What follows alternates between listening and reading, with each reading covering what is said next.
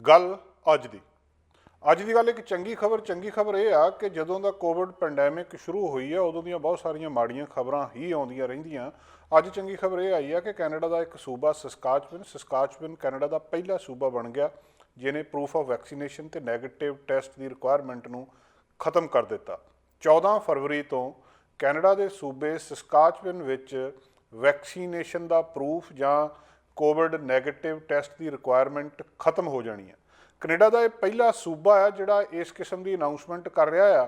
ਕਿਸੇ ਵੀ public Venue ਦੇ ਵਿੱਚ, ਰੈਸਟੋਰੈਂਟਸ ਦੇ ਵਿੱਚ ਜਾਂ ਬਾਰਸ ਦੇ ਵਿੱਚ ਜਾਣ ਦੇ ਲਈ ਤੁਹਾਨੂੰ ਪ੍ਰੂਫ ਆਫ ਵੈਕਸੀਨੇਸ਼ਨ ਨਹੀਂ ਦਿਖਾਉਣਾ ਪਊਗਾ। ਇਹ ਅਨਾਊਂਸਮੈਂਟ ਅੱਜ ਸਕਾਟ ਮੋ ਸਸਕਾਚਵਿਨ ਦੇ ਪ੍ਰੀਮੀਅਰ ਨੇ ਅੱਜ ਇੱਕ ਪ੍ਰੈਸ ਕਾਨਫਰੰਸ ਕੀਤੀ ਆ ਮੰਗਲਵਾਰ ਸਵੇਰੇ, ਤੇ ਉਹਨਾਂ ਨੇ ਇਹ ਅਨਾਊਂਸ ਕਰ ਦਿੱਤਾ।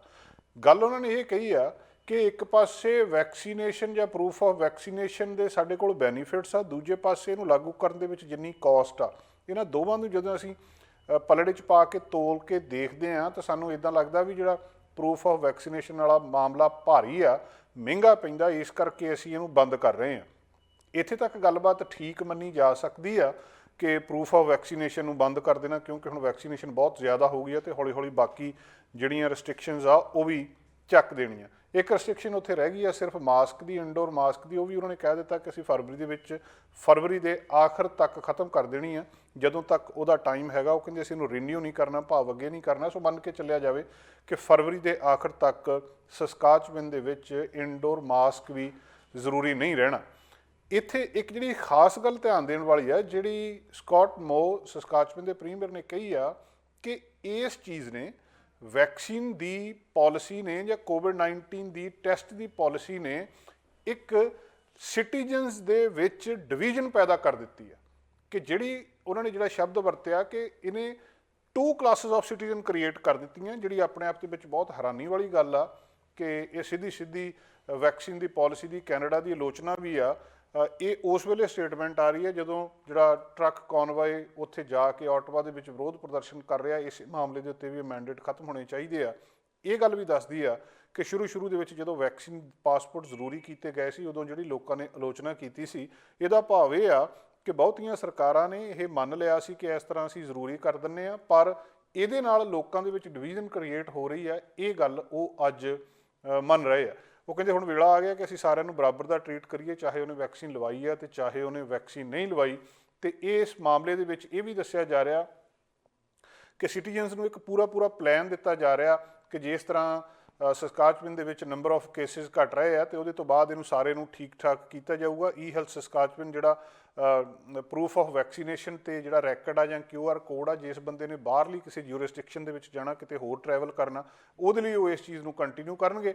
ਬੂਸਟਰ ਸ਼ਾਟ ਵੀ ਉਹਨਾਂ ਨੇ ਅਨਾਊਂਸ ਕੀਤਾ ਹੈ ਕਿ 12 ਤੋਂ 17 ਸਾਲਾਂ ਵਾਲੇ ਬੂਸਟਰ ਸ਼ਾਟ ਲਵਾ ਸਕਦੇ ਆ। ਅਤੇ ਜਿਹੜੀ 6 ਫਰਵਰੀ ਨੂੰ ਰੀਸੈਂਟ ਅਪਡੇਟ ਆ ਸਸਕਾਚਵਿਨ ਦੀ ਕੋਵਿਡ-19 ਦੇ ਮਾਮਲੇ ਦੇ ਵਿੱਚ, ਉਹ ਡੈਸ਼ਬੋਰਡ ਜਿਹੜਾ ਦੱਸ ਰਿਹਾ ਹੈ ਕਿ 9223 ਐਕਟਿਵ ਕੇਸਿਸ, 332 ਲੋਕ ਹਸਪੀਟਲ ਦੇ ਵਿੱਚ ਆ ਅਤੇ ਹੁਣ ਤੱਕ 1012 ਮੌਤਾਂ ਹੋ ਚੁੱਕੀਆਂ। ਇਸ ਖਬਰ ਦੇ ਨਾਲ ਜੋੜ ਕੇ ਇੱਕ ਹੋਰ ਖਬਰ ਨੂੰ ਦੇਖਿਆ ਜਾ ਸਕਦਾ ਕਿ ਇਸ ਚੀਜ਼ ਨੂੰ, ਜਿਹੜੀ ਗੱਲ ਇਹਨਾਂ ਨੇ ਕਹੀ ਹੈ ਸਕਾਟ ਮੋ ਨੇ, ਕਿ ਇਹ ਡਿਵੀਜ਼ਨ ਪੈਦਾ ਕਰ ਰਹੀ ਹੈ ਸਿਟੀਜ਼ਨਸ ਦੇ ਵਿੱਚ। ਲਿਬਰਲ ਮੈਂਬਰ ਪਾਰਲੀਮੈਂਟ ਜੋ ਲਾਈਟਬਾਉਂਡ, ਜਿਹੜੇ ਕੁਬਿਕ ਤੋਂ ਲਿਬਰਲ ਪਾਰਟੀ ਦੇ ਮੈਂਬਰ ਪਾਰਲੀਮੈਂਟ ਆ, ਉਹਨਾਂ ਨੇ ਆਪਣੀ ਸਰਕਾਰ ਦੀ ਆਲੋਚਨਾ ਕੀਤੀ ਆ। ਆਪਣੀ ਸਰਕਾਰ ਦੀ ਕੋਵਿਡ-19 ਨੂੰ ਅਪਰੋਚ ਨੂੰ ਲੈ ਕੇ ਸਿੱਧੀ ਆਲੋਚਨਾ ਜਸਟਿਨ ਟਰੂਡੋ ਹੋਣਾ ਦੀ ਕੀਤੀ ਆ ਕਿ ਹੁਣ ਸਰਕਾਰ ਨੂੰ ਕੈਨੇਡੀਅਨਸ ਨੂੰ ਡਿਵਾਈਡ ਕਰਨ ਤੋਂ ਰੁਕ ਜਾਣਾ ਚਾਹੀਦਾ। ਉਹਨਾਂ ਨੇ ਜਿਹੜਾ ਕਿਹਾ ਕਿ ਸਟਾਪ ਡਿਵਾਈਡਿੰਗ ਕੈਨੇਡੀਅਨਸ। ਇਹ ਹੁਣ ਮਾਮਲਾ ਕਿੱਥੋਂ ਸਾਹਮਣੇ ਆ ਗਿਆ ਕਿ ਇਸ ਵੈਕਸੀਨ ਦੇ ਮਾਮਲੇ ਦੇ ਉੱਤੇ ਲੋਕ ਵੰਡੇ ਜਾ ਰਹੇ ਆ ਅਤੇ ਸਿੱਧੀ ਆਲੋਚਨਾ ਲਿਬਰਲ ਪਾਰਟੀ ਦੇ ਆਪਣੇ ਮੈਂਬਰ ਪਾਰਲੀਮੈਂਟ ਇਸ ਮਾਮਲੇ ਦੇ ਵਿੱਚ ਕਰ ਰਹੇ ਆ।